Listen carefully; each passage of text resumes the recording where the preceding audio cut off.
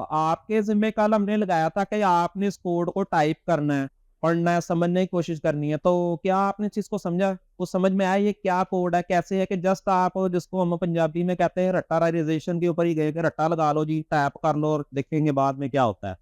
जी sir. तुमने service किया और बस जी बिल्कुल। जी बिल्कुल। जी बिल्कुल। बिल्कुल। बिल्कुल। जैसे भी इंजीनियर दिल साहब ने बताया था कि ये बेसिकली सी या सी प्लस प्लस का कोड है। तो बेसिकली इसमें आप देखें तो ये इसकी इंस्पायरेशन हमने वहीं से ली है। जर्नल आप सिंटैक्स देखें तो आपको वैसा ही नजर आएगा जैसे सी लैंग्वेज का या सी प्लस प्लस का कोड होता है कि just like you are going to include your header files. अब हेडर फाइल आपको पता है कि कलेक्शन होती है, एक लाइब्रेरी होती है बिल्ट इन फंक्शंस की जो ऑलरेडी किसी ने बनाए होते हैं and you are just going to utilise that readymade functions to perform your relevant activity. ठीक है जी। उसके बाद आपने एक और चीज देखी कि जब आप अपना ये आईडी स्टार्ट करते हैं तो वहां पे आपको दो चीजें मिलती हैं। जैसे आप जावा देख लें, सी, सी प्लस प्लस, पाइथन, जितने भी मशहूर मॉडर्न लैंग्वेजेस है तो उसमें आप देखते हैं कि यूजर डिफाइन आपको फंक्शन मिलता है मेन का। बेसिकली ये कीवर्ड नहीं है, आप अगर देखें कीवर्ड में से नहीं है, लेकिन आपका जो कंपाइलर है इन तमाम लैंग्वेजेस का वो उसके मीनिंग को अंडरस्टैंड करता है। वो समझता है कि this is the starting point, तो यहां से मैंने स्टार्ट करना है। रेस क्लच ब्रेक गाड़ी है तो ये नहीं कि हमने नया गाड़ी का मॉडल लॉन्च किया तो हमने रेस को लेफ्ट राइट से उठाकर लेफ्ट साइड पे लगा दिया। वो बेवकूफी है कि आपने एक प्रॉब्लम पैदा कर दिया है। हमने करना है फैसिलिटेट। तो हम बेसिक जो उसका सेटअप है, बेसिक जो उसका गेटअप है उसको चेंज नहीं करते बल्कि उसमें मजीद एनहांसमेंट लाते हैं। तो आपने इसमें क्या देखा, मेन को आपने किस चीज से रिप्लेस किया यहाँ पे? जी बिल्कुल। यहाँ पे दो काम हुए और लूप। केस सेंसिटिव लैंग्वेज है, ये ध्यान में रखिएगा, तो वो सिंटैक्स को तो फॉलो करना ही पड़ेगा। Now what do you think, what is the purpose of setup function और मॉड्यूल? सेटअप का क्या काम है? No, setup is not use to initialise. Setup में आपने वो पीस ऑफ स्टेटमेंट्स कोड लिखना है जो कि एक दफा रन होगा। सेटअप ने वाटरफ्लो वाटरफॉल मॉडल अप्रोच लेनी है, टॉप टू बॉटम। इसमें वो स्टेटमेंट जिनको you want to execute only a single time वो आप राइट करेंगे। और उसके बाद जो सा आपका लूप का फंक्शन है इसके अंदर कौन सी स्टेटमेंट्स आएंगी? जो आपके इन डेलीमीटर्स के दरमियान जो आपके रिपीटेड टास्क हैं, like you have written right 5 statements 1 2 3 4 5 1 2 3 4 5 1 2 3 4 5, ये रिपीट होते रहेंगे। और आपकी कोई भी मशीन है देखें तो वो इसी पैशन पे चल रही है। इवन आप म्यूजिक सुन रहे हैं, गाना सुन रहे हैं तो उसकी जो बीट्स हैं वो भी देखें रिपीट हो रही होती हैं। ये नहीं कि शुरू से एंड तक हर दफा नई बीट, वो 5-6 स्टेप्स होते हैं वही दोबारा रिपीट हो रहे हैं म्यूजिक के, फिर वही दोबारा रिपीट हो रहे हैं।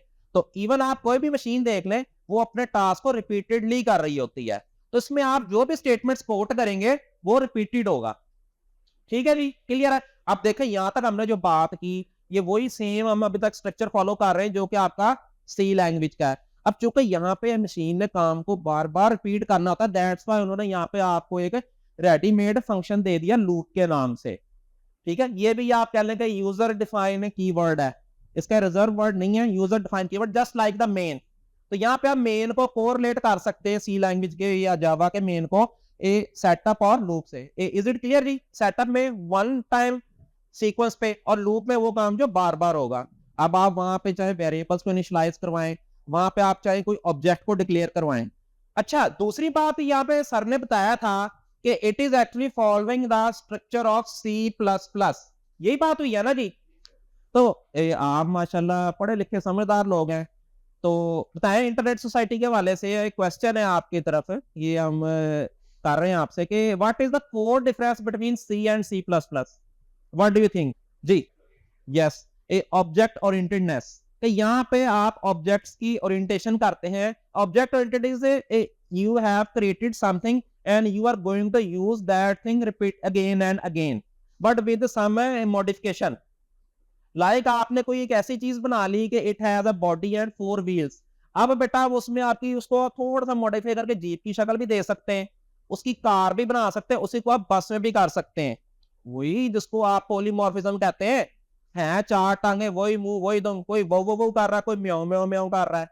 तो देखें ये वही आपके जो पिलर्स हैं उसके ऊपर काम कर रहा है। अब यहाँ पे ऑब्जेक्ट ओरिएंटेडनेस का कहां पे इस्तेमाल हो रहा है, चलें ये बताएं। आपने कोड पढ़ा तो कहा जी ऑब्जेक्ट ओरिएंटेड आइए, तो कहां पे आपने देखी इसमें ऑब्जेक्ट ओरिएंटेडनेस, कहां पे देखी आपने? फंक्शंस बनाए, इसमें आपको कुछ फंक्शंस या मॉड्यूल तो रेडीमेड मिले। आपने गौर किया होगा कि आप जो लूप के मॉड्यूल के अंदर कोडिंग कर रहे हैं, यहाँ पर रेडीमेड फंक्शंस हैं। You are just going to pass parameter और उस पैरामीटर के अकॉर्डिंगली आपको आउटपुट मिल रही है। और यूजुअली आप कर क्या रहे हैं कि जो आपकी ये पिन के ऊपर आपको सिग्नल मिल रहे हैं वो डिजिटल पिन्स भी हैं, एनालॉग भी हैं, कुछ भी हो सकती हैं। यही कर रहे हैं ना आप। पैटर्न आप अपनी लॉजिक से डिजाइन कर रहे हैं, अपने कोड से डिजाइन कर रहे हैं कि मैंने किस तरह किस पैटर्न पे उसको चलाना है।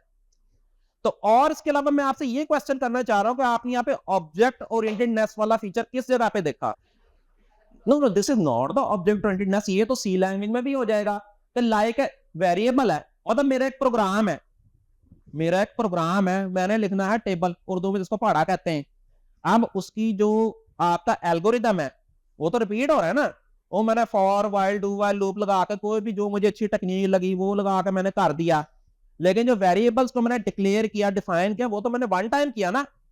आपका क्या ख्याल है कि वेरिएबल को आप बार बार रीडिफाइन करेंगे, अव्वल तो वो आपका लैंग्वेज का सिंटैक्स ही अलाउ नहीं करेगा, रूल की वायलेशन हो जाएगी। तो वो तो हर दफा वेरिएबल इनिशियलाइज हो जाएगा, तो आप कैसे उसको वैल्यू देंगे? यहाँ पे मैं आपसे फिर अगेन मैं आपसे यही क्वेश्चन पोज कर रहा हूँ कि यहाँ पे आपने ऑब्जेक्ट ओरिएंटेडनेस वाला कौन सी चीज देखी, कहाँ पे आपको समझ में आई? माशाल्लाह आप सब हमसे ज्यादा पढ़े लिखे और वेल एजुकेटेड पर्सन है। तो यहाँ पे हम थोड़ा सा उस चीज को प्रैक्टिकली इंप्लीमेंट करने की कोशिश कर रहे हैं। यार देखिए ना, आपने ऊपर अपने प्री प्रोसेसर डायरेक्टिव यूज किए हेडर फाइल्स को इंक्लूड करने के लिए। अब हेडर फाइल के अंदर क्या है, रेडीमेड फंक्शंस पड़े हुए, क्लीन कोड कह लें कि उसमें किसी किस्म के कोई बग शग नहीं है, ऐसे ही है ना जी। और नीचे आपने उसको यूज कर लिया। अब मिसाल है कि I want to use servo motor. Sir जरा विल यू प्लीज एक्सप्लेन के व्हाट इज सर्वो मोटर, थोड़ा सा बताएंगे? अच्छा जी एनीवन के what is servo motor, sir ने बताया था, हमारे सईद साहब ने भी, अदील साहब ने भी इसके बारे में बताया था कि what is servo motor. Servo motor ऐसी मोटर, ऐसा कंपोनेंट है जिसकी मोशन कंट्रोल्ड होती है, 360 के एंगल पे आप कर सकते हैं। आम मोटर तो रोटेशन कर रही है ना एक खास आरपीएम, इसमें आप उसके मोशन को कंट्रोल कर सकते हैं। और ये बेसिकली रोटेशन के लिए यूज नहीं होती बल्कि 360 एंगल पे रोटेशन के लिए यूज होती है। ठीक है, मोमेंटम के लिए यूज नहीं होती बल्कि ये आपके 360 के एंगल के ऊपर रोटेशन के लिए यूज होती है। लाइक आप कोई रोबोटिक आर्म्स वगैरह बना रहे हैं, बायोमैकेनिक्स, तो ये घूम नहीं रहा, ये खास एंगल 180 डिग्री का एंगल, 90 का एंगल, 0 डिग्री या 360 डिग्री का एंगल बन गया। ठीक है ना। तो ये जो चीज है आपके पीछे पूरी आपके फिजिक्स और ट्रिग्नोमेट्री मैथमेटिक्स इन्वॉल्व हो रही है। तो ऑब्जेक्ट ओरिएंटेडनेस यहाँ पे कैसे आ रही है बताए? अच्छा ये मुझे बताए चले ऑब्जेक्ट ओरिएंटेडनेस क्या होती है, कैसे यूज होती है? सबसे पहले क्या करते हैं हम इसमें? What is the first step in the object oriented approach? में सबसे पहला स्टेप क्या होता है? बिल्कुल जी, क्लास एक ऑब्जेक्ट्स का ब्लूप्रिंट है, वहां पे एक स्केच दिया हुआ, डाई दी हुई है। जैसे आप पिज्जा शिजा बनाते हैं तो उसकी जो डो बनती है, उसकी जो डाई है, सांचा, वो क्लासेस है। क्लास के अंदर ऑब्जेक्ट नहीं है बल्कि ऑब्जेक्ट्स बनाने का डेफिनेशन है, डाई है, सांचा है। अब आपने उस सांचे को इस्तेमाल करते हुए थोड़ा सा मॉडिफाई करके तो उसके अंदर आपने उसका ऑब्जेक्ट डिक्लेयर करना है, डिफाइन करना है, इनिशियलाइज करना है। तो आपकी जो सी हेडर फाइल है यहाँ पे, ये basically you can correlate these header files like your classes. मतलब आपने अगर सर्वो मोटर यूज करनी है तो आपको सर्वो मोटर की हेडर फाइल को इंक्लूड करवाना पड़ेगा। अब सर्वो मोटर की हेडर फाइल इंक्लूड हो गई। Now you are going to use 2 और 3 और more servo motors in your project. Just like जैसे भी सारा आपको एक गाड़ी का डेमोन्स्ट्रेशन देंगे कार, अब उसमें वी आर यूजिंग, उसको हम रोटेट भी करेंगे, कुछ करेंगे, या रोबोटिक आर्म है उसमें मल्टीपल आप कह लेंगे सर्वो मोटर्स यूज हो रही हैं। अब क्या हमें इन तमाम सर्वो मोटर्स के लिए एक ही कोड लिखेंगे या अलग-अलग कोड होगा? डेफिनेटली तीनों के लिए अलग-अलग फंक्शंस होंगे क्योंकि हर सर्वो मोटर इंडिपेंडेंटली वर्कआउट कर रही है। देखे ना, ये रोबोटिक आर्म है, एक इस पे सर्वो मोटर ये लगी है ये पिक करने के लिए। हाँ जी, ठीक है। ये एक लगी हुई है इसमें जिसने इसकी आर्म को ऊपर नीचे करना है, और एक ये इसको 360 डिग्री पे रोटेशन के लिए, ठीक है।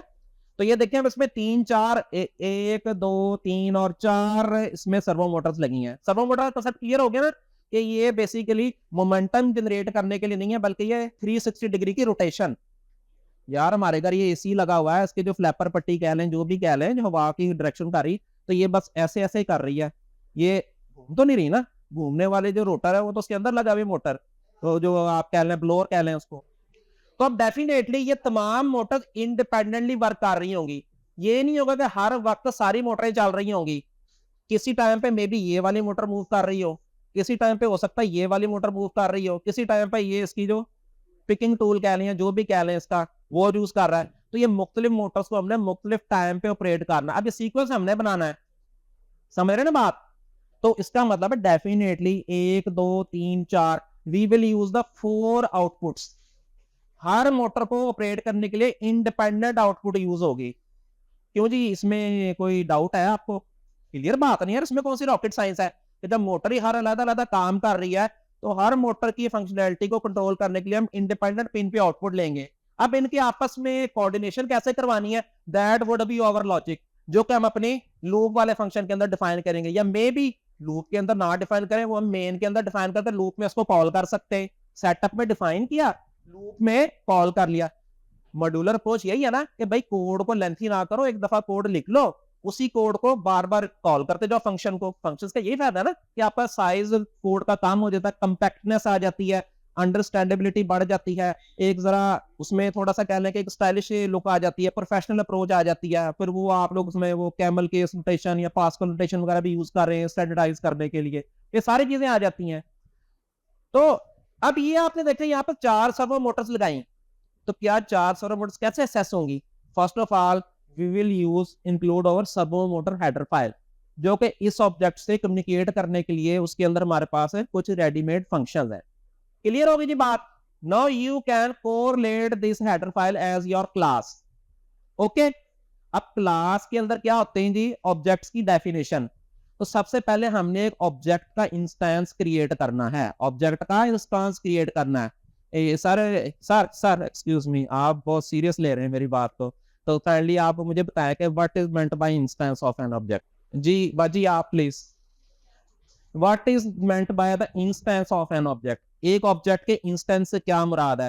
Can we use an object directly, और we will create first its instance then we will use that instance? जी हाँ, बिल्कुल। हम ऑब्जेक्ट को बराह रास्त यूज नहीं कर सकते, ऑब्जेक्ट के इंस्टेंस को यूज करते हैं। क्रिकेट की टीम है, क्रिकेट मैच हो रहा है ना, जितनी भी दुनिया में क्रिकेट की टीम है, ये क्लास है, ठीक है जी। अब उसका जो सा आपका ऑब्जेक्ट क्या है? आपका ऑब्जेक्ट है जी पाकिस्तान की टीम। अब पाकिस्तान की टीम क्रिकेट तो नहीं खेल रही, टीम का खिलाड़ी क्रिकेट खेल रहे हैं। गौर करें, एक टाइम पे ऑब्जेक्ट दो इंटरेक्ट कर रहे हैं, या वो जो छिक्के चौके लगा रहा है, या जो बॉलिंग कर रहा है, या आपका जो फील्डिंग कर रहा है। बाकी तो सारे कहते हैं ना पंजाबी में मुंह अट के देख रहे हैं। क्या ख्याल है? पार्टिसिपेशन हो रही है ना। तो आपका जो सा ऑब्जेक्ट है, you will create instance of that object, like you will first of all you will include the header file like servo motor, ठीक है जी। उसकी हेडर फाइल आपने इंक्लूड कर ली। उसके बाद आप सेटअप में जाकर या सेटअप से बाहर आप उसका जो सा है क्या करेंगे? ऑब्जेक्ट क्रिएट करेंगे, इंस्टेंस क्रिएट करेंगे। मतलब जैसे हमारे इस प्रोजेक्ट में 1 2 3 4 सर्वो मोटर्स हैं, तो हम उस क्लास के 4 इंस्टेंस क्रिएट करेंगे। Instance 1 for this motor, second would be for this one, third for be this one, and the last fourth for the this one, ठीक है जी। क्योंकि हमने इन चारों को अलग-अलग करना है। Technically they are working in the same manner, same passion, but हमने इन चारों को इंडिपेंडेंटली कंट्रोल करना है। तो हमने देखें एक क्लास में से उसका ऑब्जेक्ट लिया, ऑब्जेक्ट के हमने 4 इंस्टेंस बनाए। अब वो चारों इंस्टेंस को हम अलग-अलग ऑपरेट करेंगे। सबसे पहले जो आपका ऑब्जेक्ट होगा वो क्या होगा? कंस्ट्रक्टर यूज होगा ना। Constructor are used to initialise an object, यही पढ़ा है ना हमने वर्कशीट में। तो क्या होगा? सबसे पहले हम इसको इनिशियलाइज करेंगे। इनिशियलाइज कैसे करेंगे? यहाँ पे इनिशियलाइजेशन ये होगी कि आपने इस ऑब्जेक्ट को किस पिन से कोरिलेट करना है। भाई इस ऑब्जेक्ट के साथ छेड़छाड़ करेंगे, मतलब फर्ज करें मैं यहाँ पे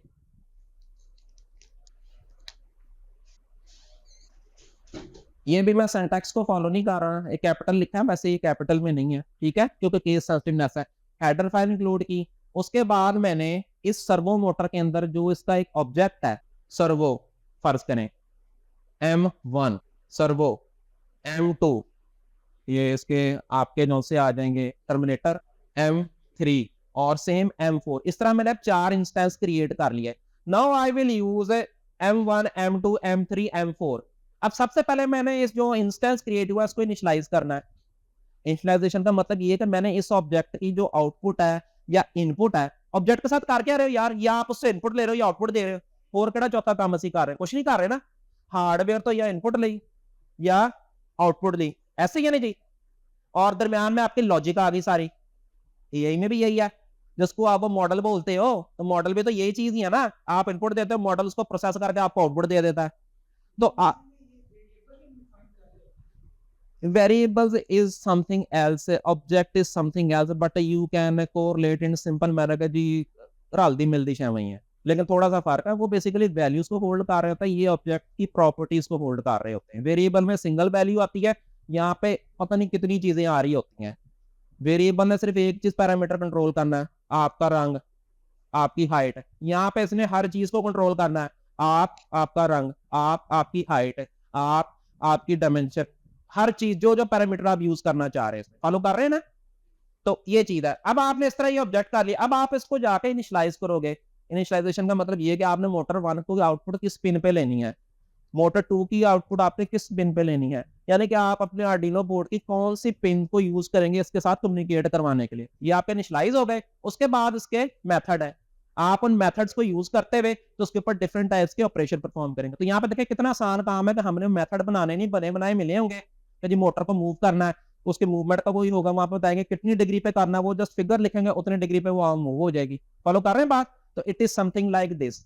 आप वेरिएबल भी यूज कर सकते हैं यहाँ पे, जिसको कहता है ना एक कांस्टेंट वेरिएबल्स, ऐसे वेरिएबल ग्लोबल जो कि तमाम फंक्शन में एक्सेसिबल हो और उनकी वैल्यू चेंज ना हो। तो आप जो सी है यहाँ पे फंक्शंस के अंदर कोई वैल्यू पास करनी है, अगर आपने वो वैल्यू कई जगह यूज किया है तो फिर आप कांस्टेंट वेरिएबल्स भी यूज कर सकते हैं, लेकिन आप चाहे तो फंक्शन के अंदर वो हार्ड कोड भी कर सकते हैं वैल्यू। तो इस तरह ये थोड़ा सा है, ठीक है जी। तो आपको क्लियर हो गया कि यहाँ पे ऑब्जेक्ट ओरिएंटेडनेस वाला मामला कहाँ पे आ रहा है, क्यों जी। चले, थैंक यू। और यहाँ पे बाजी आपने क्वेश्चन किया था कि इसकी जो ये फाइल है इसको स्केच फाइल बोलते हैं और .ino इसकी एक्सटेंशन है, ऐसे ही था ना जी। तो इस पे तहकीक की है क्या चीज है जी। तहकीक का यार बड़ा आसान तरीका है, जो जवाब आपको गूगल शूगल ना देना एआई से पूछ लें। तो हमने फिर यहाँ पे थोड़ा सा एआई के साथ छेड़छाड़ की। I for input output, okay, hardware से इनपुट ले रहे हैं, हार्डवेयर को आउटपुट दे रहे हैं। N for new, O for object, कि you are going to create a new object that is consisting over some input and output. भाई सिस्टम की डेफिनेशन ही सब पूरी होनी है जब इनपुट होगी और आउटपुट होगी। विदाउट इनपुट आउटपुट आपका सिस्टम तो कंप्लीट होता ही नहीं है, समझ रहे ना बात। We are going to make some system. तो ये आपकी जो इसकी सोर्स कोड फाइल की जो एक्सटेंशन है .ino, ये है input output new object, okay. You are going to create some object, this is the new object, ये पहले नहीं बना, आपने बनाया। It will take some input, it will give us some output, okay.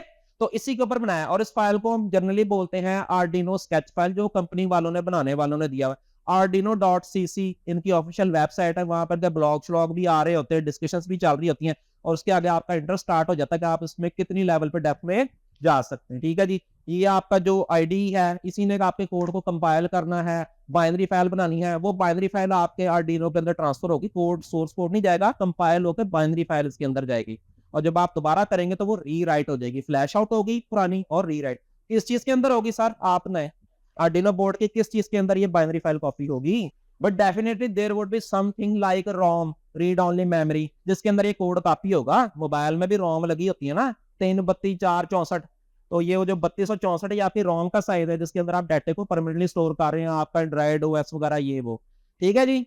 तो आई होप कि आपको इसके बारे में काफी सारे कंसेप्ट्स क्लियर हो गए होंगे, ठीक है, थैंक यू। अच्छा जी, आज का सेशन स्टार्ट करते हैं। सर ने आज आपको के बारे में C++ के बारे में बताया और डिटेल के साथ, ताकि आपके जो कंसेप्ट थे वो और क्लियर हो जाए, ठीक है। आज हमारा टोटली जो इवेंट डे है वो हार्डवेयर पे होगा, फिजिकल होगा और इंशाल्लाह आपके आगे जो वर्क बेंच है हम उसको रन करके देखेंगे। क्लियर है? कल आपको कोड टाइपिंग के लिए दिया था, आई होप सो सबने टाइप कर लिया होगा। अगर किसी का ना भी हो तो हम आपको सॉफ्ट कॉपी प्रोवाइड करेंगे, आप उसको अपलोड करेंगे और एग्जीक्यूट कर लेंगे, बस नो इशू, क्योंकि टाइम शॉर्ट है, दोपहर तक लंच ब्रेक तक हमने इसको वाइंड अप करना है इन चीज़ों को, ठीक है। और कोड जो है आपके सबके टाइप हो गए रहता है, आपका लेंथी है, आपको सॉफ्ट कॉपी मिलती, बाकी सबका क्या स्टेटस है? जिनका लेंथी है वो बता दें, आपको प्रोवाइड कर दिया जाता है, ठीक है। आपका भी लेंथी है, आपको भी प्रोवाइड कर दिया जाता है, ठीक है सर। 4 कैंडिडेट है जिनका लेंथी है, तो उनको कोड हम आपको बता देते हैं और अपलोड करें, ठीक है। फिर इसके बाद आपका क्या कहते हैं, आर्डिनो, जैसे सर ने सर्वो मोटर रोबोटिक आर्म दिखाया है, ठीक है। इसकी डिटेल हम आप ड्यूरिंग लेक्चर आपसे शेयर करते जाएंगे कि ये जो आर्म है, रोबोटिक आर्म जिसको हम बनाया है, और ये बना कैसे है, ठीक है। चलो मैं पहले हम स्टार्ट कर लेते हैं, साथ साथ आप टाइपिंग पे सर मेरी शीट दीजिएगा आप प्लीज, वो जो और इसके जो शीट्स, हाँ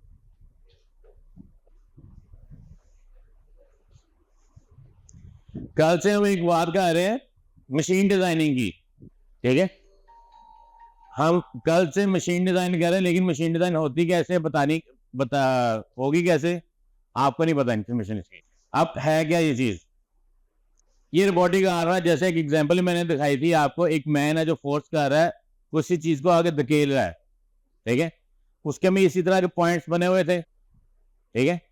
तो ये जो चीजें हैं ये पार्ट्स में होती हैं, हम इनको डिजाइन करते हैं जैसे डिफरेंट सॉफ्टवेयर यूज करते हुए इनमें इनके मेजरमेंट साइज सब कुछ इंक्लूड होता है। जैसे एक आपकी शीट है, प्लास्टिक की शीट है, आप इसमें देख सकते हो कि इसमें आपने ये पार्ट्स बने हुए हैं, आई होप तो आप सबको नजर आ रहे होंगे, जो CNC मशीन के थ्रू इसमें कटिंग की गई है, बताया गया है, और इन पार्ट्स को बाद में अलग करके असम्बल किया गया है, ठीक है। इसमें मिलीमीटर, MM, CM, इंचेस सब का ध्यान रखा जाता है, इवन के स्क्रू कौन सा लगेगा ये सब देखते हैं। जैसे आप मशीन को ओपन करते हो तो उसमें ये चीज़ें सारी देखते हो आप कि इसके पार्ट्स कौन कौन से हैं, कौन सा पार्ट का क्या मकसद, जैसे लाइक आपकी गाड़ी है, मशीन है, प्रिंटर है, लैपटॉप है, सबकी अपने अपनी डिजाइनिंग है। अब वो डिजाइनिंग होती कैसे, एज पर रिक्वायरमेंट, लाइक मैंने इसको रोबोट को मूव करवाना है 360 डिग्री पे ऊपर नीचे, ठीक है। तो मैं इसका ख्याल रखूंगा मेरे पास कौन सी चीज होगी या कौन सा पार्ट यहाँ पे होगा और इसको मूव करेगा, ठीक हो गया। तो हम स्टार्ट करते हैं, थोड़ा सा डेमो था आपको दिखाने के लिए रोबोटिक का। स्टार्ट करते हैं हम कोडिंग से, आप अपनी कोडिंग जो है टाइप करें, अपलोड करें, और जो चाल हो गया आपको कॉपी मिल जाती है, सॉफ्ट कॉपी, आप उसको अपलोड करें, ठीक है। सही साहब आए प्लीज। अच्छा जी, काइंडली इधर तो कीजिएगा सर। अभी हमारे एक छोटा सा कोड जो है वो मैंने डिस्प्ले किया है। अब इतना टाइम नहीं है कि हम, जैसे कि सर ने भी डिस्कस किया है कि हम वो पूरी लैंग्वेज जो है वो आपको रिटन करें, माशाल्लाह पहले से मौजूद है। अब इसमें हमने देखना क्या है कि जो कल का एक छोटा सा हमारा प्रैक्टिकल था, एक एक्टिविटी हमने कंडक्ट करवाई थी वो LED वाली।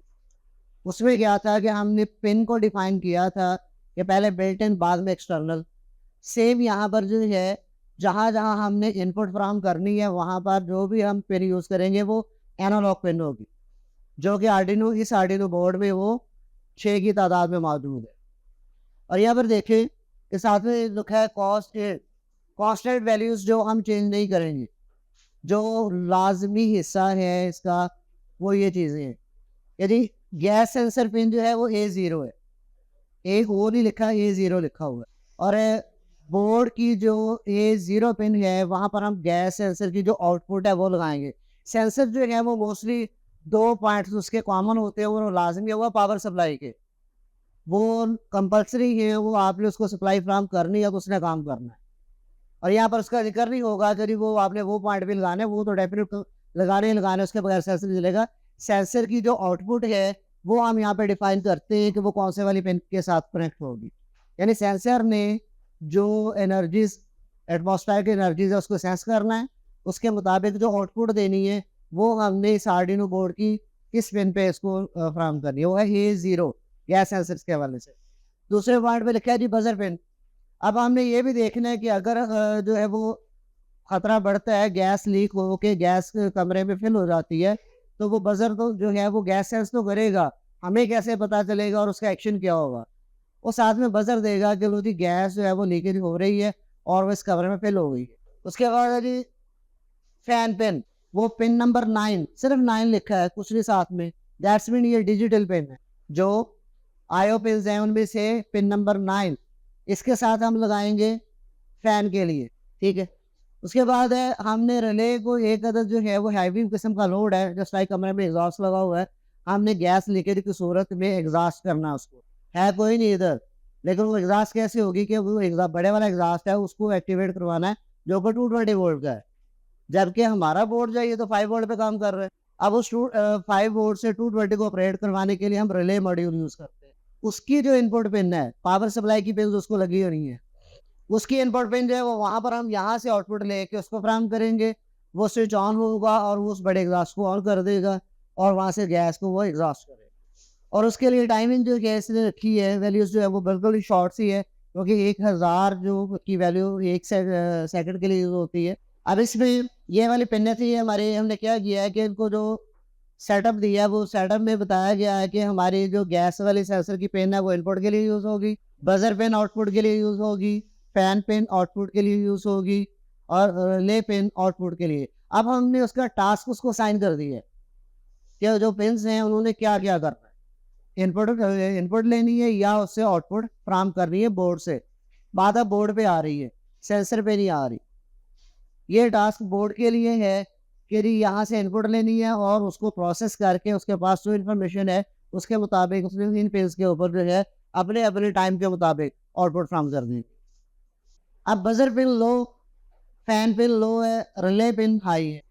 इनिशियल बेसिस पे जब आप कोड अपलोड करेंगे तो उसमें जो है ये pin low mean of, low mean of है, और रिले पिन हाई है लेकिन फैन ऑन नहीं है। अभी यहाँ पर जो है गैस लेवल जो है वो हम बजर जो सेंसर है उसके ऊपर एक छोटी सी वेरिएबल होती है, उससे हम सेट कर सकते हैं कि हमने कितने फासले से उसको सेंस करना है। वो जब जिसका प्रोजेक्ट है उसके पास आके मैं वो उसको सेट करवा देता हूँ, और जब वहाँ से इनपुट मिलेगी तो उसके बाद जो है ये जो buzzer pin, fan pin, relay pin जो है वो रिले पिन लो हो के फैन को ऑन करवाएगी और बजर पिन हाई हो जाएगी और फैन पिन हाई होगी, तो बजर साथ में आपको इंडिकेट देगा कि ये गैस लीकेज हो गई, ये खतरा है। अब वो बजर ये छोटी सी नहीं होनी, वो बजर इतनी बड़ी होगी कि आपकी पूरी यूनिवर्सिटी में अगर असाइन करते हैं तो पूरी यूनिवर्सिटी में अलार्म जो है वो ऑन हो जाएगा, बड़े वाला 220 वाला अलार्म। उसके लिए हम रिले मॉड्यूल जो है वो यूज़ करते हैं।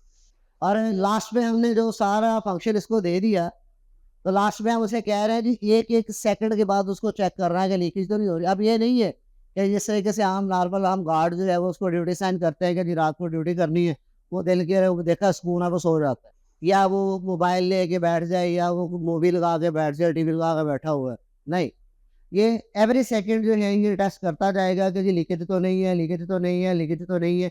और ये है AI कि जो हम काम नहीं कर सकते, हम थक जाते हैं क्योंकि हमारी जो बॉडी का स्ट्रक्चर ही ऐसा है, हम 24 आवर काम नहीं कर सकते, लेकिन AI बेस्ड जो डिवाइसेस हैं ये 24 आवर्स के लिए डिज़ाइन की जाती है। क्लियर है जी?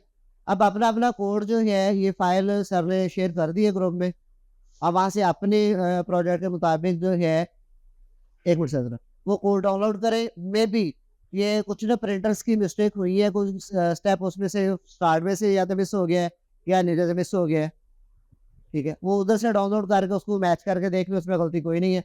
उसको अपलोड करने का मेथड वही है और उसमें जो पिनें डिफाइन की गई हैं, आपने क्या करना है, आपके पास जो है वो कनेक्टिंग वायर्स है, उन कनेक्टिंग वायर्स के साथ आपने जो डिजिटल आउटपुट पिन है वहाँ से आउटपुट लेनी है, जो इनपुट है वहाँ पर इनपुट फ्राहम करनी है।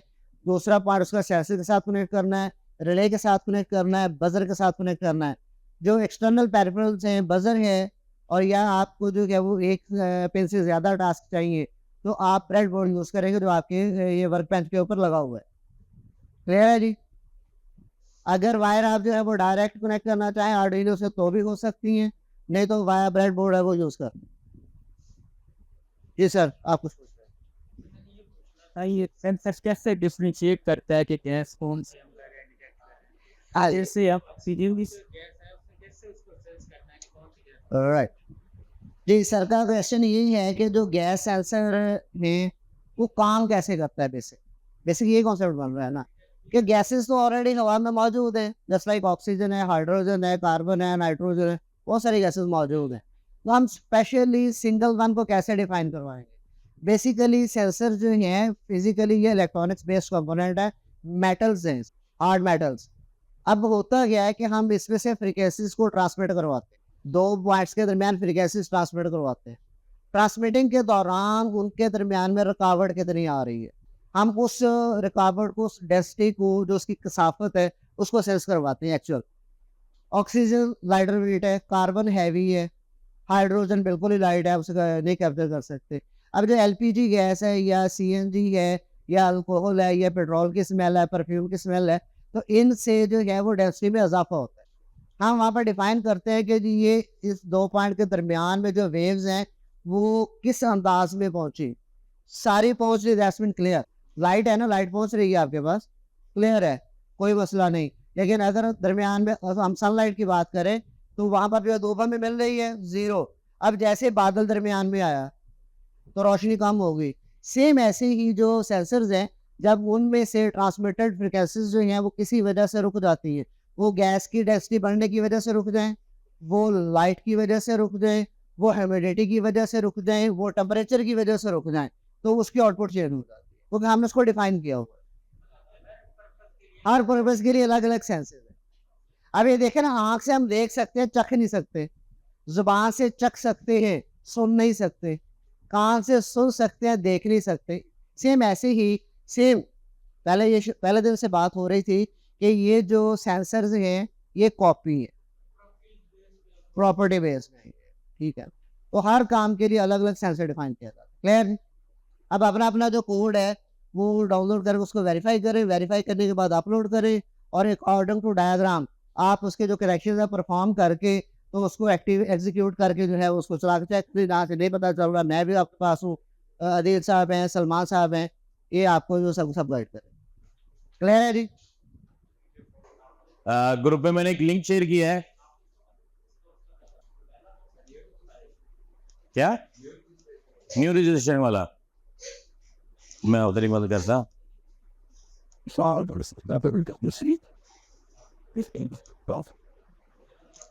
ये वाला एक न्यू रजिस्ट्रेशन का आपको सर मैंने लिंक शेयर किया है। ये हमारी कम्युनिटी है, आप लोग सब ज्वाइन करना चाहते हैं, आप इस लिंक को ज्वाइन करें, यहाँ पे आके अपना अकाउंट क्रिएट करें और देन यूज करें। मैं अपना लॉगिन आपको ओपन करके दिखाता हूँ कि हम क्या क्या काम कर रहे हैं इसके ऊपर। जब हम लॉगिन करते हैं ना तो हमारे पास कुछ से डिस्प्ले होती है ऑप्शन। जब तक कोड आते हैं हम ये कर लेते हैं। कैसे मेरी फोटो ना ठीक हो गए। अच्छा, अब ये देखिए इसमें कुछ ऑप्शन आपके सामने डिस्प्ले हो रही हैं। पहले मैं टॉप से शुरू करता हूँ। ये होम पेज आ गया आपका। ये चैप्टर है। चैप्टर मीन्स क्या है, ये लोग क्या करते हैं, ऑर्गेनाइजेशन ग्लोबल काम करती है। जैसे यूके चैप्टर होगा, इस्लामाबाद चैप्टर आ गया, यूएसए चैप्टर आ गया, इनके हर कंट्री में एक चैप्टर ओपन करते हैं। जैसे हमारी ऑर्गेनाइजेशन ओपन होती है, ये इसको उसका नाम दे देते हैं, क्या कहते हैं, चैप्टर्स का। तो आप किसी भी चैप्टर को ओपन करके सिलेक्ट करके ज्वाइन कर सकते हो। इवन के यूएस, जर्मनी, इवन जहां जहां की है, अर्जेंटीना में है, कनाडा में है, आप ज्वाइन कर सकते हो। आफ्टर ज्वाइनिंग ये कंफर्मेशन करेंगे। कंफर्मेशन ईमेल के बाद आपको क्या होगा, जो उस चैप्टर की एक्टिविटीज होंगी आपके साथ शेयर होती जाएंगी। ब्रॉडकास्ट करते हैं ये। इवन के कोई भी टॉपिक होगा, कोई डिस्कशन हो, आपको पता चलेगा क्या टॉपिक चल रहा है, क्या काम चल रहा है। ठीक है। इसमें फिर आया था SIG, जिस प्रोजेक्ट के थ्रू मैं यहाँ पे खड़ा हूँ और आपके सामने सब कुछ प्रेजेंट कर रहा हूँ। ये हमारे जो है प्रोजेक्ट चल रहे हैं, जिसमें ये हमारा, हम यहाँ पे जिसके लिए आर्टिफिशियल इंटेलिजेंस के ऊपर मैं काम कर रहा हूँ। ठीक है। साइबर सिक्योरिटी है, ये youth programme, online safety, education, SIG, education system है। Gender standing group, gender standing हमारे तो नहीं चलता, लेकिन यूरोप में चलता है, मेल फीमेल या गे जो लेस्बियन है उन। ठीक है। अब मैं इसको ओपन कर रहा हूँ। ये सिंपल अप्लाई का बटन आएगा नीचे, यहाँ पे क्लिक किया तो ज्वाइन आ जाएगा। क्योंकि मैंने ऑलरेडी ज्वाइन किया हुआ है, ये अप्लाई का बटन आ गया, तो जिसकी वजह से मेरे पास ये बटन आएगा और नहीं आएगा। लेकिन मैंने ज्वाइन किया हुआ है, मेरे पास नेक्स्ट फॉरम नहीं आएगा, मेरे पास आएगा डिस्कशन का, एक्सेस दिस ग्रुप। हमारी जितनी भी डिस्कशंस होती हैं इस ग्रुप पे, इस पेज पे वर्ल्ड वाइड देखी जाती हैं, ठीक है। ये हमारी ऑर्गेनाइजेशन जो हम काम करते हैं, क्लियर हो गया। इसमें आपके लिए एक बेनिफिशियली ऑप्शन है e learning, start e learning programmes. इनके फ्री कोर्सेज अवेलेबल है इनकी वेबसाइट के ऊपर, जो एक टाइम के साथ शेड्यूल दिया था, उसमें आप रजिस्टर हो सकते हो, फ्री ऑफ कॉस्ट है, आप उसको गेन कर सकते हो। जब उनका सेशन स्टार्ट होगा वो आपको शेड्यूल के हिसाब से आपको ईमेल आ जाएगी, लेकिन उससे पहले आपको रजिस्टर करना पड़ता है, ठीक है। ये सारे ये कोर्सेज के नेम है, सारे फ्री हैं। आफ्टर कंप्लीशन आपको सर्टिफिकेट भी मिलेगा इसका, ठीक है। और मेरा प्रपोजल भी सबमिटेड है आर्टिफिशियल इंटेलिजेंस के ऊपर। हम भी ये कोर्सेज लॉन्च कर रहे हैं, लेकिन उसकी अप्रूवल का प्रोसीजर चल रहा है। प्रपोजल सबमिटेड है, आफ्टर दैट अगर हमारा सक्सेसफुल हो जाता है वो प्रपोजल भी इधर आ जाएगा, और देन हम उसको आपको फ्री ऑफ कॉस्ट जो है एजुकेट करेंगे उसके साथ। और इवन के उसमें जो एग्जांपल्स होगी इसी तरह की सेट होंगी, कोडिंग करवाई जाएगी, मशीन डिजाइनिंग, इनके नोटबुक फील्ड का काम होगा सारा, ठीक है। और ये वर्ल्ड वाइड पढ़ाया जाएगा, ठीक है, और फ्री ऑफ कॉस्ट।